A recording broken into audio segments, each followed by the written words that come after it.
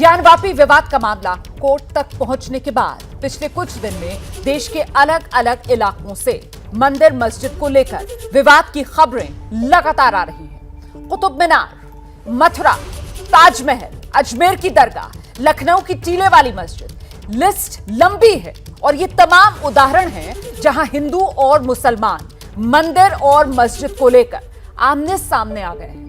इस सब के बीच राष्ट्रीय स्वयंसेवक संघ के प्रमुख मोहन भागवत ने बड़ा बयान देते हुए कहा है कि इतिहास वो है जिसे हम बदल नहीं सकते। इसे ना तो आज के हिंदुओं ने बनाया है, ना ही आज के मुसलमानों ने बनाया है। ज्ञानवापी तो ठीक है, लेकिन हर मस्जिद में शिवलिंग की तलाश नहीं करनी चाहिए। लेकिन भागवत का यह बयान ना तो मुस्लिम नेताओं को रासा रहा है और ना ही हिंदू धर्माचार्यों को।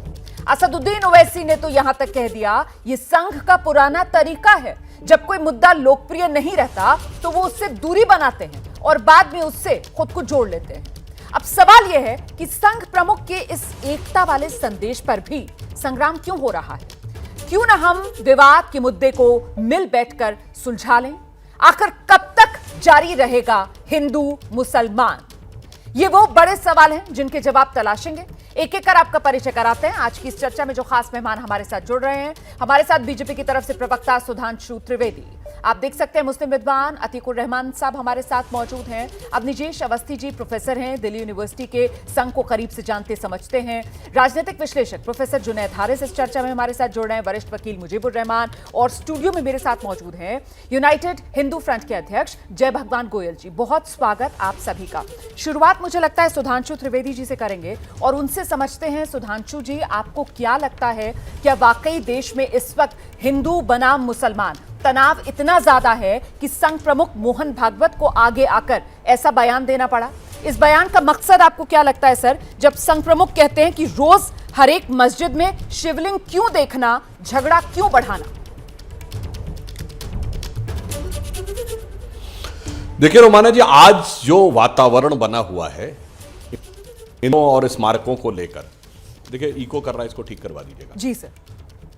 यह विषय हिंदू बनाम मुसलमान का नहीं है जी, यह है मुगल विरासत की सियासत, या मुगलों से मोहब्बत या मुगलों से अदावत का। यहां पर मामला इस्लाम का तब होता जब इस्लाम के किसी अकीदे को लेकर, किसी इबादत को लेकर समस्या होती। भाई इस्लाम तो अम्र रसूल है, यहां पर रसूल को लेकर तो कोई मतभेद नहीं है, बादशाहत को लेकर मतभेद है कि साहब बाबर के नाम के ऊपर मस्जिद थी, औरंगजेब के नाम पे आप कह रहे हैं, आपको सम्मान रोकते हुए, सर सम्मान आपको रोकते हुए, यहीं पर जिस तरीके से आपने पैगंबर मोहम्मद का जिक्र भी कर दिया और जिस तरीके का माहौल देश में बना हुआ है, उसमें आप ही की पार्टी के नेताओं पर आरोप लगता है सर कि वो किस तरीके के बयान देते हैं। जो हालात है वो तो सबके सामने है सर, और जो माहौल है सर वो इस वक्त, भले ही हम फिलोसॉफिकली उसको देखकर कहें कि साहब आक्रांताओं का मामला था, मुगलों से जुड़ा हुआ मामला है, लेकिन फिलहाल तो जिस तरीके की याचिकाएं अदालत में जारी हैं कि साहब 100 मस्जिदों की लिस्ट पहुंच जाती है कि उनकी खुदाई कर दीजिए, सबके नीचे मिल जाएगा। मोहन भागवत जी ने तो सर मेरे ख्याल से इसके संदर्भ में बयान दिया। आइए सर।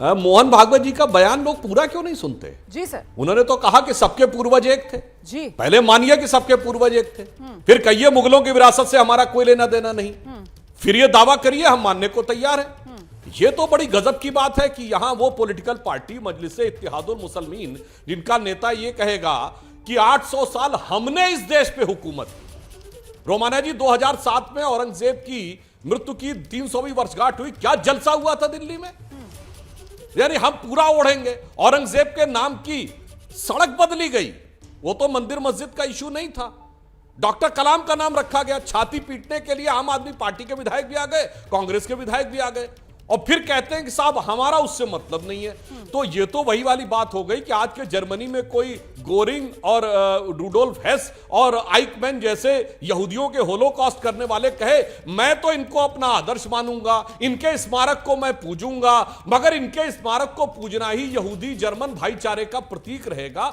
यह समस्या है। आप छोड़िए, आप भूलने को तैयार होइए तो हम भूलने को तैयार हैं। दूसरी बात, जहां तक मस्जिदों की उसकी बात है, नंबर की बात, तो एक यह भी बात उन्होंने कही, इतिहास को बदला नहीं जा सकता, तो न बदलने की बात हो, पर यह तो स्वीकार कर लो कि भाई ये था।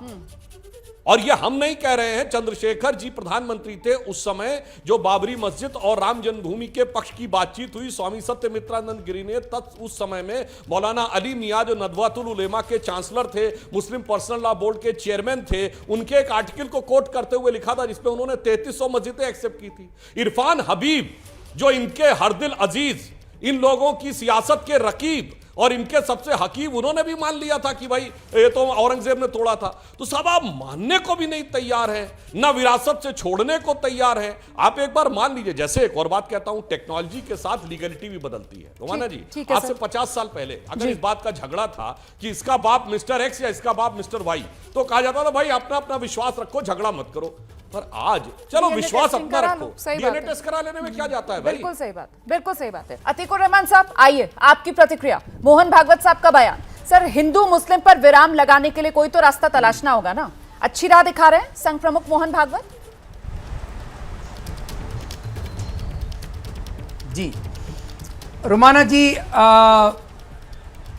हमेशा से आरएसएस की करनी में और खतनी में फर्क रहा है, ये हम लोगों को समझना। मैं आप सुन पा रही हैं रोमाना जी? बिल्कुल आपकी आवाज आ रही है सर, अपनी बात रखिए जी। हमेशा से हाथी के दांत दिखाने के और खाने के और, ये फिट जुमला बैठता है आरएसएस के ऊपर। और ठीक है, मान लेते हैं कि आरएसएस चीफ इस बार सीरियस हैं। तो आरएसएस चीफ एक महीने से खामोश क्यों थे? ये जब मामला तूल पकड़ रहा था, जब नफरत के बीज बोए जा रहे थे, जहर घोला जा रहा था, मुसलमानों को एक महीने से डिमोरलाइज किया जा रहा था, ये कहा जा रहा था कि सदियों से ये इसके अंदर हाथ पैर धो रहे हैं, थूक रहे हैं, हमारे शिवलिंग को इन्होंने इसकी बेहुरमती की, इसका अपमान किया।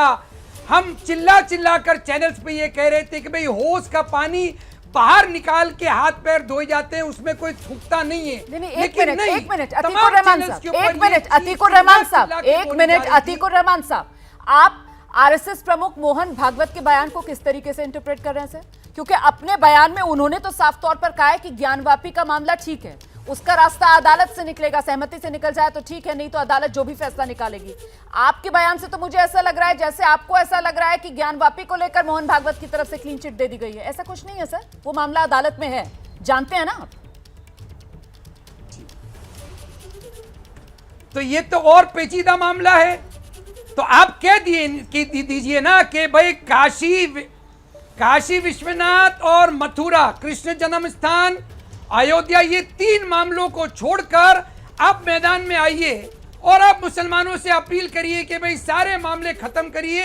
ये 3 हम साफ साफ आइए ना रोमाना जी, मुझे कोई प्रॉब्लम नहीं है।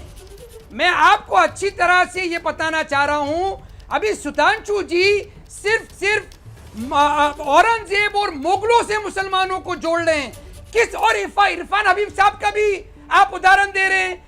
जब एक हिस्टोरियन इरफान हबीब, उन्होंने मान लिया कि औरंगजेब ने काशी विश्वनाथ का मंदिर तोड़ा था, उसमें मस्जिद बनाई थी, वो मान रहे हैं। ठीक है। मैंने पिछले 15-20 दिनों में मान लिया कि सारे दस्तावेज मौजूद हैं, हमको मुगलों से ना जोड़ा जाए, हमको औरंगजेब से ना जोड़ा जाए। लेकिन क्योंकि एआईएम के लोग मजार पे गए थे, पूरे हिंदुस्तान के मुसलमानों से उनको जोड़ा जा रहा है।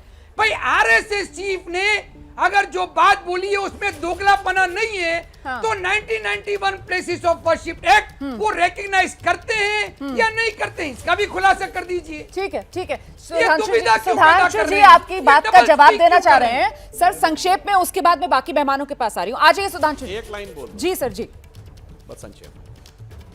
देखिए अतीकुर रहमान साहब, हम नहीं जोड़ते। जब आपने कहा इरफान हबीब साहब ने कहा कि मान लिया और उस पर मस्जिद बनी, तो वो कौन सी मस्जिद होगी? ऑब्वियसली वही मस्जिद है जो आज है।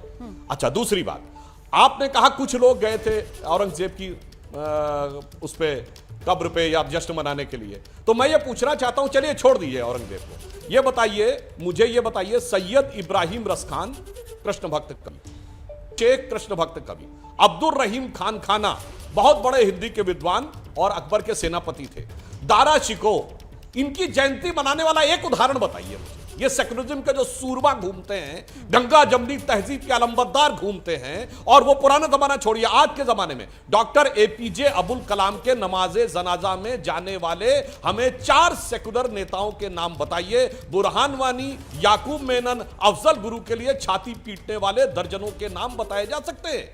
अब बताइए कौन जोड़ रहा है, हम जोड़ रहे हैं या आप जोड़ रहे हैं? वीर अब्दुल हमीद के बलिदान की 50वीं वर्षगांठ 2015 में हुई, उनके घर पे जाने वाले 4 सेकुलर नेताओं के नाम बताइए। भारत की सेना के पहले gallantry award winner brigadier Usman के घर पर जाने वाले 4 सेकुलर नेताओं के नाम बताइए। इशरत जहां, याकूब मेनन, जाकिर नायक पर ओसामा जी, हाफिज साहब कहने वाले मैं 1 दर्जन नेता बता सकता हूं। तो जनाब हम नहीं जोड़ रहे हैं, आप उस मुगलिया विरासत ही नहीं, अपराध और आतंकवाद की विरासत को ओढ़ रहे हैं। ठीक है सर, आप ये कह रहे हैं कि मुस्लिम समाज, ठीक है सर, आप ये कह रहे हैं कि मुस्लिम समाज को खुद अपने गिरेबान में भी झांकना चाहिए। अब निजेश जी, क्योंकि जहां से अतीक रहमान साहब ने अपनी बात शुरू की, वो भरोसे को लेकर कह रहे हैं कि साहब भरोसा कैसे किया जाए, और वो कह रहे हैं कि खुलकर जो 1991 कानून है उस पर भी तो अपना स्टैंड क्लियर करे ना आरएसएस। आपको क्या लगता है इस पूरे मामले में आरएसएस का जो रुख है, नजरिया है, वो क्या समझ आ रहा है आपको इस बयान से? अब निजेश जी। रोमाना जी, बड़ी साफ सी बात है कि परम पूजनीय सरसंघ चालक जी का जो बयान आया है वो ओवैसी जैसे नेताओं के लिए नहीं आया है, वो उन आम मुसलमानों के लिए आया है जो वास्तव में भारतीयता में, भारतीय संस्कृति में, यहाँ के अपने आप को होने में गर्व का महसूस करते हैं। जी सर। ये उनको संबोधित है कि अगर हम और आप बैठ करके या 2 समुदाय बैठ करके अगर इस विवाद को हमेशा के लिए निपटा लें तो वास्तव में ये भारत राष्ट्र जो है विश्वगुरु के पद पर दोबारा से प्रतिष्ठित हो सकता है। ये बिल्कुल साफ साफ कहा है उन्होंने। ये मुस्लिम नेतृत्व जो है लेकिन चाहता नहीं है। अतीकुर रहमान जैसे आज यहाँ बैठ करके कह रहे हैं कि आकर के बैठ कर बात कर लीजिए। अतीकुर रहमान जी, आप बात बताइए, शिवलिंग के ऊपर कितने जोक बनाए गए? आप बताइए। आपने एक का भी आपने या तो कहा मैंने अभी देखा नहीं है, या किसी की अभिव्यक्ति की आजादी है, ये कहा गया। बात बड़ी साफ सी है कि आम मुसलमान जो वास्तव में इन सब चीजों से अलग होकर के इतने सालों में जिस तरीके से उसने आर्थिक रूप से, सांस्कृतिक रूप से, सामाजिक रूप से जिस तरीके से पिछड़ा रहा है, अगर वो मुख्य धारा में सम्मिलित होता है और मानता है कि हमारा आदर्श, जैसा कि सुधांशु जी ने कहा, औरंगजेब नहीं है। क्यों ऐसा होता है कि औरंगजेब का नाम बदलने पर सबको दिक्कत होने लगता है?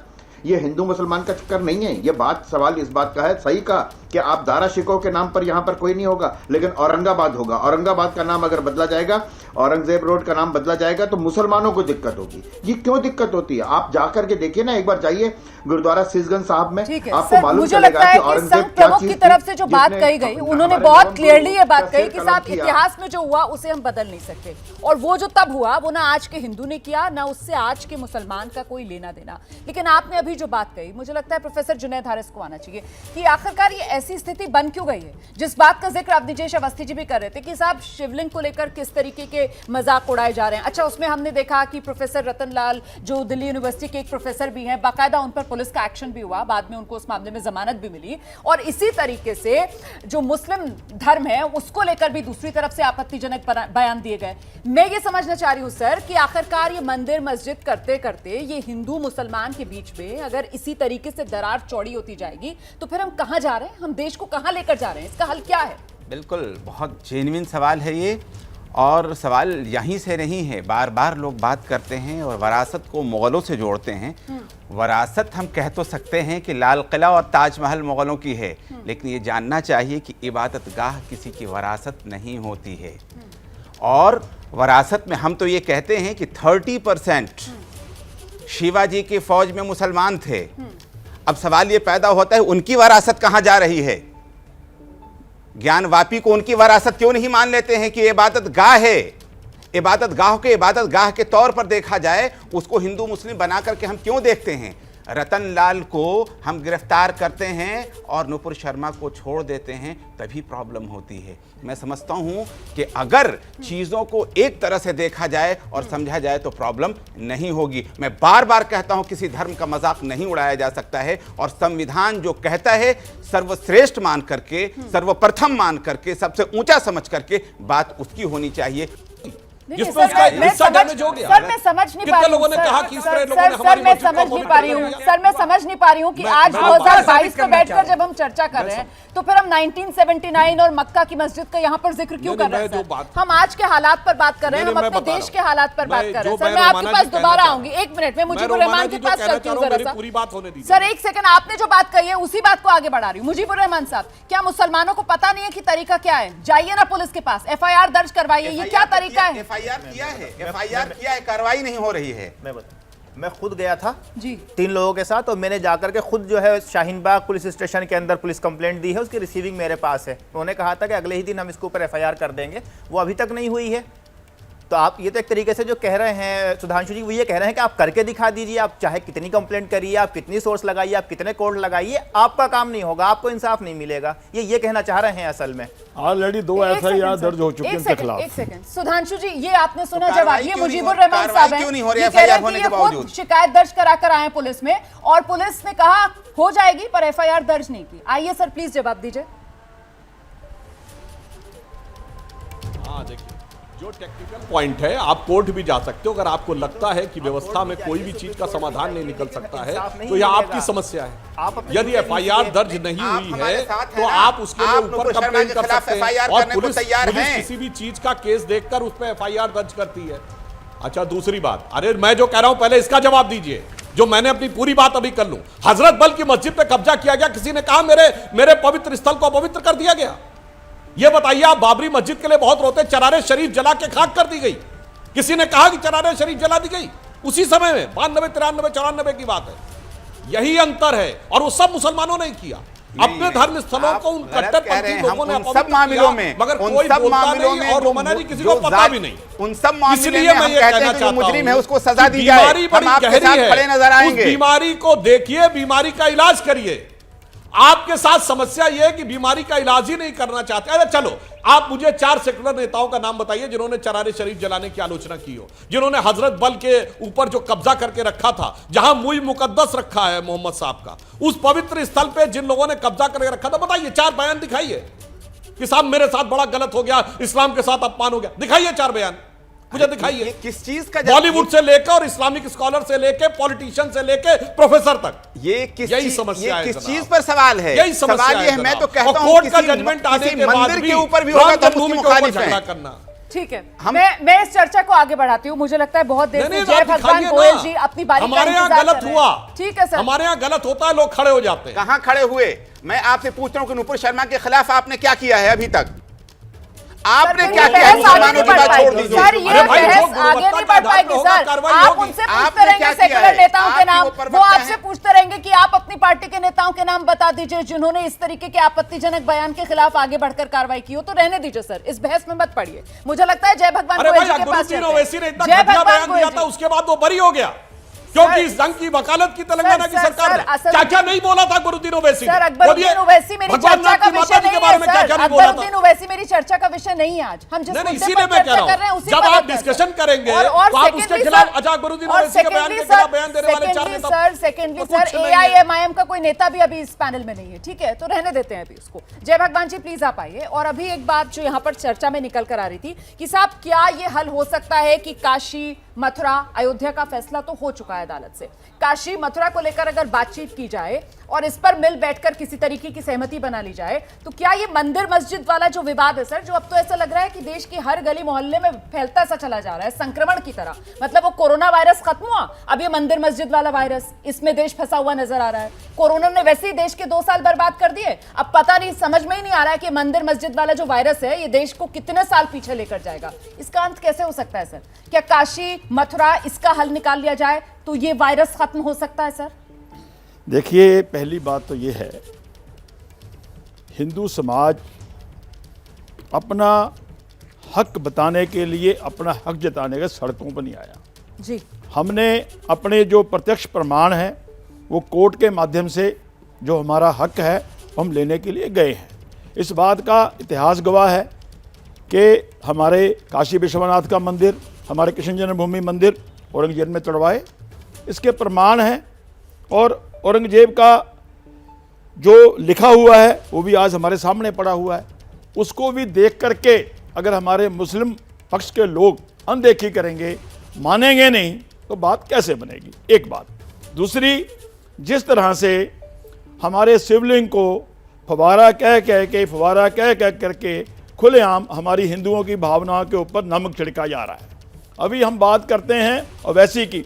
ओवैसी औरंगजेब में, सर ओवैसी पर आ जाइएगा, मेरे औरंगजेब सवाल का के- जवाब तो दीजिए। मैं दे रहा हूं। मैंने आपसे पूछा सर, मैं आपको वहीं क्या- आ रहा हूं, मैं क्योंकि वहीं आ सर रहा हूं। समय नहीं है ना, फिर बात एक ओवैसी सेकंड, यहाँ पर है मैं नहीं रमन्ना जी सर। वहीं आ रहा हूं। उनकी पार्टी का भी कोई नेता नहीं है। जब औरंगजेब के जनाजे पे जाकर के चद्दर चढ़ाई जाती है, सर, ये बात हो चुकी एक है भी चर्चा किसी मुस्लिम लीडर ने जो हिंदुस्तानी मुसलमान है इस हरकत का विरोध नहीं किया। ठीक है, अब कुछ सर इसके समाधान लिए पर कहने चर्चा नहीं कर आए। लें सर, अब समाधान पर चर्चा समाधान कर लें। यही है जी सर, कि हिंदू समाज हाँ किसी भी मस्जिद को अपनी मस्जिद नहीं कह रहा, नाम मांग रहा है। ठीक है। हम सिर्फ उन मंदिरों की बात कर रहे हैं हमारे, जो प्राचीन काल में आक्रांताओं ने, मुगलों ने हिंदुओं की भावनाओं को तोड़ मरोड़ करके नोचने के जय लिए, भगवान जी, खत्म आपके करने पास के लिए ऐसे कितने ऐसे मंदिरों की लिस्ट है सर? आपकी क्या लगभग है? हमारे ऐसे 30,000 मंदिर हैं। 30,000 हैं आपके? हाँ, ठीक है। और हिंदुस्तान में हाँ। 3 लाख मस्जिदें हैं। हम अपना इनकी कोई मस्जिद नहीं मांग रहे, हम है। सिर्फ हाँ। अपने वो 30,000 मंदिर मांग रहे ठीक है। हैं जिनको क्रांताओं ने तोड़ करके वहां मस्जिदें बनाई हुई ठीक हैं। है, मैं सुधांशु जी के पास चलती हूँ। सुधांशु जी, आपने जय भगवान गोयल जी को सुना, वो 30,000 मंदिरों की बात कर रहे हैं सर। अच्छा, मैं आजकल लगातार सर यही मुद्दा चल रहा है, आजकल मुझको भी अक्सर चर्चा करनी पड़ रही है इस मुद्दे पर। कोई आता है तो वो बताता नहीं 40,000 की ऐसी लिस्ट है। सर मैं ये समझना चाह रही हूँ सुधांशु जी की जो बात कर रहे थे मोहन भागवत साहब भी, कि साहब हर मस्जिद के अंदर शिवलिंग क्यों ढूंढना, ये सर इस पर कहीं पर फुल स्टॉप लग सकता है सर कि 30,000 या चलिए 40,000, इसमें सरकार की कोई भूमिका आप देखते हैं सर? कोई हल निकल सकता है सर? बस ये समझना चाह रही हूं मैं। रोमाना जी, शायद आपने मेरे पहले वक्तव्य का वह वाक्य ध्यान नहीं दिया।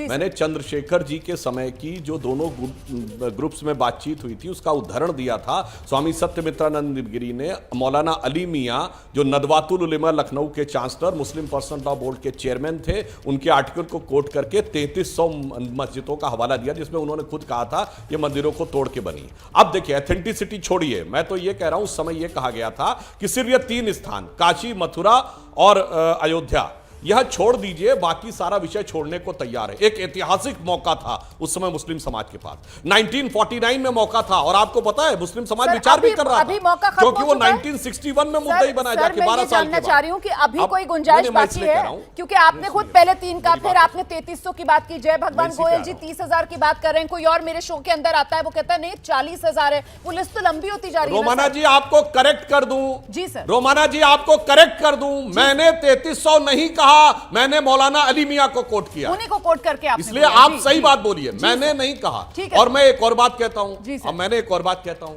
दूसरी बात, कम से कम चलो इतना ही विचार कर लें कि जिन मंदिरों के बारे में फतवे अवेलेबल हैं, यानी गवर्नमेंट ऑर्डर्स, किताबों में लिखे को छोड़ दीजिए, इस इतिहासकार ने क्या लिखा, उस इतिहासकार ने क्या लिखा। जैसे आज गवर्नमेंट ऑर्डर होता है ना कि फलानी जगह पे ये बिल्डिंग बना दी जाए, और वो पत्रावली में रखा रहता है, जो मसीरे आलमगीरी में लिखा हुआ, कम से कम उन बातों में अगर ईमानदारी से स्वीकारो कि भाई जिनके बारे में साफ साफ लिखा है कि ऐसा ऐसा किया जाए, कम से कम उसकी जांच करवा दो। चलो छोड़ो, आप इसकी ईमानदारी से जांच कर लीजिए। सुधांशु फिर जी, जो आपको दूध का तो दूध, जानकारी पानी का होगी पानी कि हुआ, मसीरे accept करना आलमगीरी में पड़ेगा। आप ये भी कह कितनी दीजिए, संख्या चलो है भाई सर? जांच विधि। सर आपको तो जानकारी होगी, वो भी साझा कर दीजिए। मसीरे आलमगीरी में ऐसे देखिए, कितनी इमारतों की बात मैं की गई इतना है? मैं इतना ही बता रहा हूं।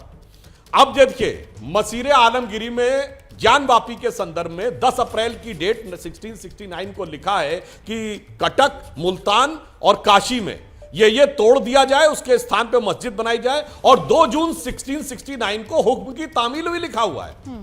अरे कम, और वहां पे आप कह रहे जांच भी नहीं होने देंगे, यह समस्या है। कम से कम जहां लिखा है, मैं ये कह रहा हूं, चलो क्लेम मत मानिए, किसी का क्लेम मत मानिए, कम से कम कहिए रडार मैपिंग होने देंगे, इपिग्राफी होने देंगे, और जो वहां पे जैसे आप शिवलिंग है, जिसे आप फवारा कहते हैं, आजकल स्पेक्ट्रोग्राफी आती है जिसमें मॉलिक्यूलर स्ट्रक्चर की जो अंदर की जो वो रिफ्लेक्टिंग वेव आती है, उससे प्रूव हो जाएगा कि ये एक ही मटेरियल है या अलग अलग मटेरियल है। हम वो भी नहीं होने देंगे। नहीं, तो सुधांशु अब जी, यहां आप पर इतनी शक पैदा तकनीक होता की है। कम से क्यों कम बात आप ये कर रहे कहिए, हैं जांच जांच वो होने तो देंगे, कहते हैं ना कि फिर जो साहब होगा। प्रत्यक्ष को प्रमाण की जरूरत ही नहीं, वहां तो अंदर चले जाइए आप, तो वहां पर आपको वही जो नागर शैली है उसी की पूरी बनावट देखने के लिए मिलती है। तमाम वो जो चिन्ह है, चाहे वो कमल का निशान हो या फिर वो घंटियां हो, वही सब नजर आ रहा है सर। तो आप इतनी टेक्निक की बात कर रहे हैं, ऐसे में मुझे लगता है जुनैद हारिस साहब आना चाह रहे थे आपकी बात का जवाब देने के लिए। आइए हारिस साहब जल्दी से, उसके बाद अतीकुर रहमान साहब के पास आते हैं। जी, मैं एक चीज़ बता रहा हूँ, अभी रुमाना जी ने भी कह दिया कि उसके अंदर चिन्ह है। मैं अगर आप इस पर चाहें तो देखिए, जो डिस्कशन का मौजू है ये अगर हिस्टोरियंस करें, अगर आर्किटेक्ट करें, अगर तो अभी बात समझ में आती है, लेकिन पब्लिक कोई ओपिनियन बनाने के लिए अगर राजनीतिक तौर पर अगर कुछ किया जाए तो बड़ी अजीब बात होती है। मैं ये सवाल मैं इसलिए कर रहा हूँ कि जब हमारा मुल्क आज़ाद हो गया, हमारा संविधान बन गया, 1991 का हमारे पास एक्ट आ गया, तो अब उसके बाद इस तरह की इश्यूज को उठाने का मतलब ये है हम क्या कह रहे हैं, हम कहां तक जाएंगे। मैं बार बार कह रहा हूं कि जगन्नाथ, ठीक है, जुनैद साहब, बहुत सारे मंदिर जो बोध विहार जो बहुत मुजीबुर रहमान बोध साहब, विहार ये है, बात क्या बार-बार उनके कही लिए भी जाती है। वही नीति है आपकी बोध विहार के लिए? स्तूपास, हमारे साथ प्रोफेसर कपिल थे, वो खुद कह रहे थे कि जो स्तूपास तोड़े गए और बोध विहार तोड़े गए। जब बात आती है मंदिरों की, बुद्ध विहार के चले जाते हो आप। बिल्कुल मैं जाऊंगा, हम बात कर रहे हैं अपने मंदिरों की, ठीक है ना? आप बात बुद्ध आएगी, विहार, तो क्यों नहीं जो बात जाएंगे? है उसमें करो ना यार। आप बुद्ध विहार क्यों जा रहे हो? इसलिए जा रहे बुद्ध भी हैं, हमारे हैं, बुद्ध भी आपके बुद्ध हैं, के हमारे हमारे नहीं है, और बुद्धों बुद्ध के हमारे नहीं है, बुद्ध भगवान बुद्ध आप के ही बड़े हैं। बड़े जो वहां थी ना प्रतिमाएं, वो भी गलत है, वो अफगानिस्तान में वो तोड़ी भी गई गलत तोप है, लगा करके, वो भी उसके गलत, ऊपर क्यों नहीं बोले आप? इसलिए कि गलत है, वो भी गलत है। बात कर रहे हैं किसने मंदिरों कहा की, कि गलत? चलते हैं बुद्ध विहार, अरे जो क्यों मुद्दा नहीं उसके जाएंगे? ऊपर आओ। इस अगर मुल्क में भाईचारा किसी- बढ़ाना है, शांति करनी है, भाईचारा- देश आगे बढ़ाना है, जो हमारे मंदिर है संविधान के वो तहत हमारे भाईचारा जो होता है। बात खत्म,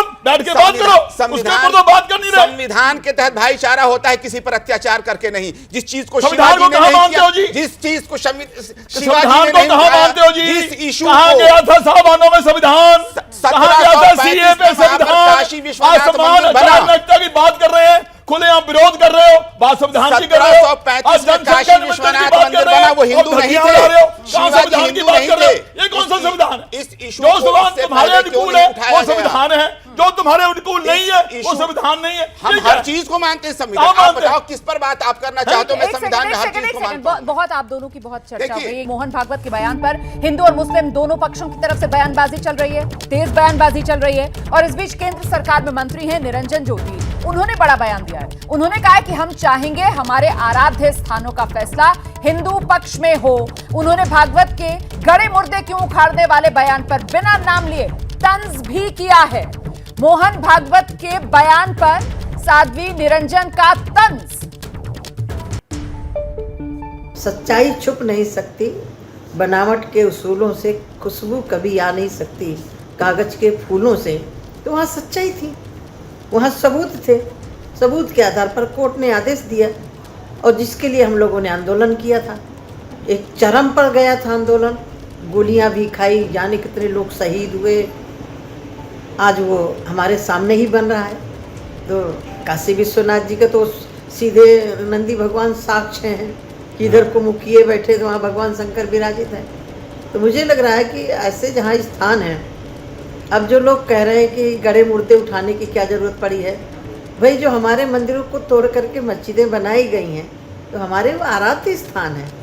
हम उन आराध्य स्थानों को तो हम चाहेंगे कि हमारे हिंदुओं के पक्ष में हो। मुजीबुर रहमान साहब, कमाल की बात है सर, जो आपकी लाइनें जिस तरीके से आप भरोसा नहीं कर पा रहे हैं मोहन भागवत के बयान पर, अब जो हिंदू पक्ष के नेता हैं, साध्वी हैं, ये मंत्री भी हैं केंद्र में, तो अब इनकी तरफ से भी भागवत साहब का बयान इनको भी रास नहीं आ रहा है।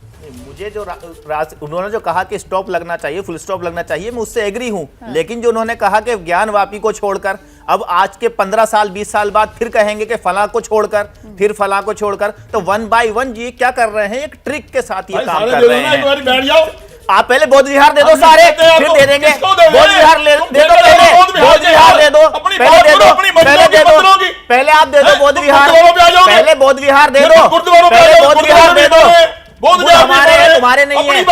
तुम्हारे बुद्ध नहीं है, अगर होते तो तोड़ देंगे। एक सेकंड सुधांशु जी, आप तो इतने बड़े ज्ञानी सर, इतने बड़े जानकार हैं। अब आप इस तरीके की चर्चा सुनकर आपको लग रहा है कि 1991 प्लेसेस ऑफ वर्शिप एक्ट में क्या बुराई थी? सर आर्थिक आजादी दी पहले 1991 में, उस दौरान नरसिम्हा राव सरकार ने, और उसके बाद प्लेसेस ऑफ वर्शिप एक्ट, ताकि ये इस तरीके की छीछा लेदर, इस तरीके की जो फॉल्ट लाइन्स है समाज में, उनको किसी तरीके से शांत रखा जा सके सर, देश आगे बढ़ सके। अब ये कहां फंस रहे हैं सर हम लोग, प्लीज बताइए मुझे। देखिए 91 के एक्ट में ही जब सरकार कोई एक्ट बनाते समय इस प्रकार की गलतियां या यूं कहें भारी गलतियां या पूर्वाग्रहग्रस्त गलतियां करती है तो क्या होता। 91 का एक्ट दुनिया के शायद इकलौता एक्ट होगा जो 44 साल रेट्रोस्पेक्टिव लागू है। कोई चीज एक्ट बनाया जाता तो उस समय, चलिए कोई बात नहीं, उसमें कहा गया प्लेसेस ऑफ वर्शिप यथावत रहेंगी, तो प्लेसेस ऑफ वर्शिप डिफाइन कर देते, स्टेटस नहीं चेंज होगा, स्टेटस डिफाइन कर देते, और यह बता देते कितनी number of places of worship है। अब न प्लेसेस ऑफ वर्शिप की कोई संख्या है, न प्लेसेस ऑफ वर्शिप की कोई डेफिनेशन है, न स्टेटस ऑफ वर्शिप है। तो यह तो वैसा हो गया कि मैंने एक आदेश किया कि हम जैसे थे वैसे रहेंगे 10 साल पहले। अरे भाई कैसे थे तो बताया ही नहीं, तो अब वहां विवाद का विषय रहेगा। आज हिंदू पक्ष और मुस्लिम पक्ष में यही तो है कि 15 अगस्त 47 को स्टेटस क्या था। अगर उन लोगों ने कुछ नहीं किया होता, 10-20 बड़े मंदिरों का स्टेटस डिफाइन कर दिया होता। यह ऐसा विचित्र एक्ट होता है कि जिसमें कोई डेफिनेशन ही नहीं है, बगैर डेफिनेशन के एक्ट पारित कर देते हैं, तो इस प्रकार की समस्या आती है। और वो किस लिए किया गया था, और एक और बात भी है, एक और बात मैं कह दूं, लीगलिटी टेक्नोलॉजी के आधार पर बदल जाती है। एक सेकंड, लेकिन सर सोच तो यही थी ना कि इस तरीके का हिंदू मुस्लिम ये जो झगड़ा है, जिसकी वजह से कितने लोगों की जिंदगी बर्बाद हो जाती है, जान चली जाती है, रोजी रोटी सब छिन जाती है, लोग बेघर हो जाते हैं, इस सब से हम आगे निकलें, बतौर समाज हम आगे बढ़ें सर, तरक्की करें, चांद पर जाकर पानी ढूंढ लें। यहाँ धरती पर क्या मंदिर है, क्या मस्जिद है, क्या किसका है, क्या किसका नहीं है, इस सब से आगे बढ़े सर। सोच की तो कम से कम तारीफ कीजिए सर। और अब ये जो हालात बन गए देश में, इससे आगे कैसे निकलेंगे सर, इससे आगे कैसे निकलेंगे, ये बताइए सुधांशु जी। बिल्कुल, आपने बिल्कुल सही कहा। ये हालात क्यों बन गए, उसका एक कारण बहुत बड़ा है। मैं आपको एक फैक्ट बताना चाहता हूं। आजादी के समय मुस्लिम समाज देश की औसत साक्षरता से कहीं अधिक पढ़ा लिखा था। उत्तर प्रदेश में 20% ब्यूरोक्रेसी में थे, बाद में पढ़ गए, पहले मदरसे में, फिर मुस्लिम पर्सनल लॉ बोर्ड, फिर वक्फ में, फिर चाहबानों में, फिर मंदिर मस्जिद में, इसलिए आज यहां तक पहुंच गए। और यह भी मैं कहता हूं, अरे कितनी बड़ी बड़ी रियासतें थी और किसी माइनॉरिटी की कोई रियासत नहीं थी। आज मैं कहता हूं भारत की सबसे पढ़ी लिखी कम्युनिटी है पारसी, 0.1% की माइनॉरिटी है। सबसे समृद्ध कम्युनिटी है जैन, 1% की माइनॉरिटी है। सबसे एंटरप्रेन्योर कम्युनिटी है सिख, 1.8% की माइनॉरिटी है। और जो माइनॉरिटी में प्रचंड मेजॉरिटी है, जिसकी हुकूमतें थी, वो इसी में पैबस्त है कि हमने 800 साल हुकूमत की, फला मस्जिद फला बादशाह की है, फला इलाका फला बादशाह का है, उसी में पड़े रह गए। इसलिए उससे बाहर निकलने की जरूरत है। देखिए, गड़े मुर्दे उखाड़ना ठीक नहीं है, पर गड़े मुर्दे से लिपटना भी ठीक नहीं। ठीक है सर। चलते चलते सर आपसे आखिरी सवाल, क्या 1991 का जो कानून है उसको खत्म करने का ये डिजाइन है?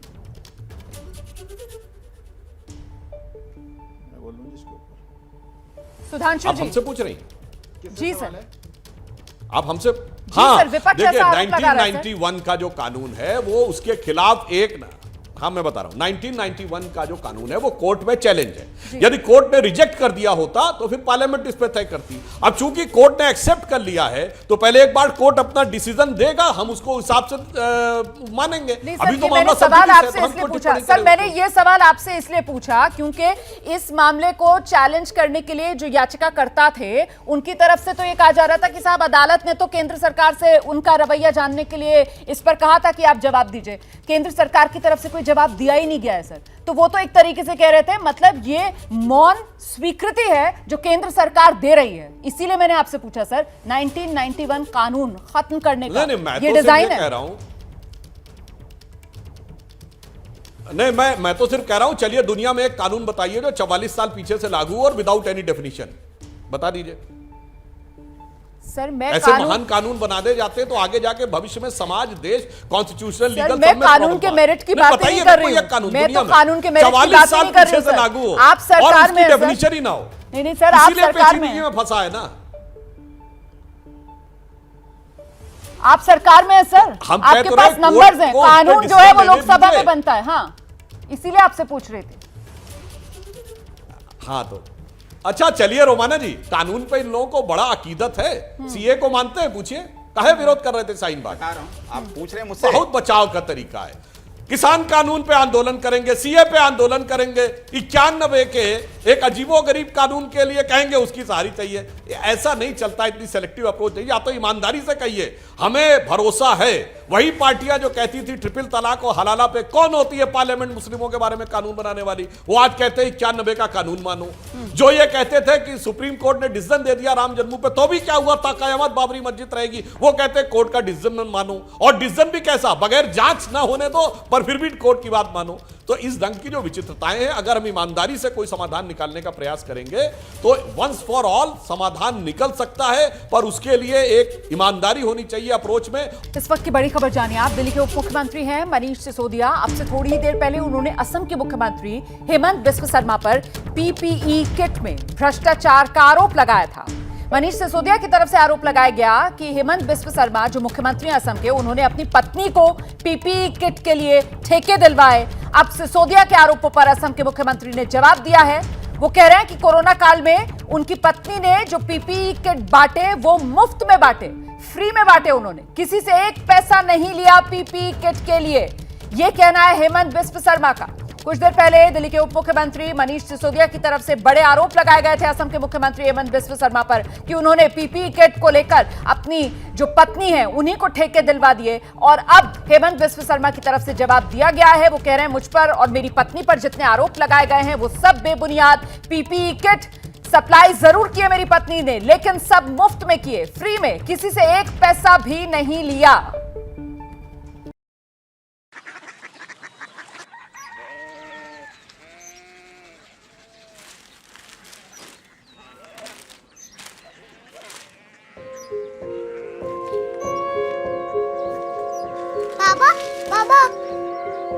कोरिया सिटी जानिए ना।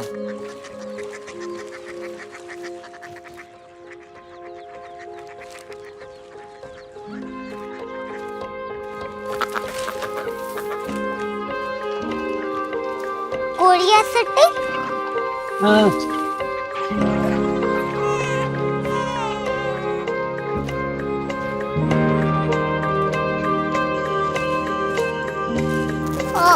कोरिया सिटी कहाँ पे है? शहर अंग्रेजी लगे हैं।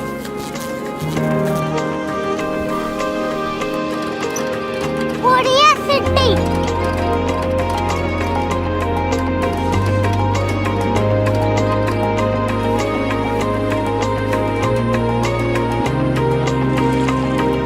वो बहुत दूर है।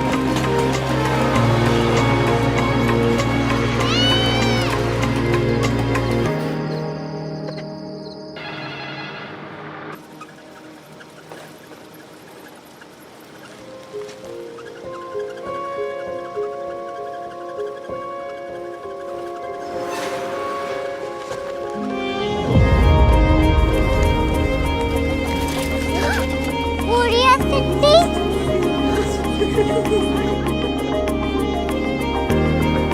दुनिया कुछ लोग बड़े होते हैं। कोरिया सिटी कहाँ है? प्रोफेसर साहब को पता होगा।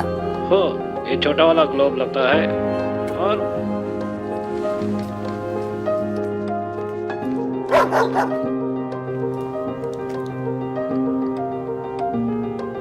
पता नहीं, मेरी बेटी से जाके मिल लो, शायद उसे मालूम हो।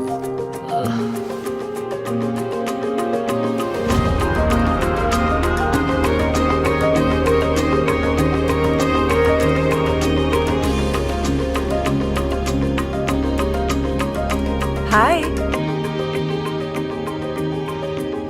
बाबा ने भेजा है। Come here. Korea city. Korea city नहीं, क्यूरियोसिटी। वो क्या? That's what brought you here? जो तुम्हें यहाँ तक ले आया। क्यूरियोसिटी।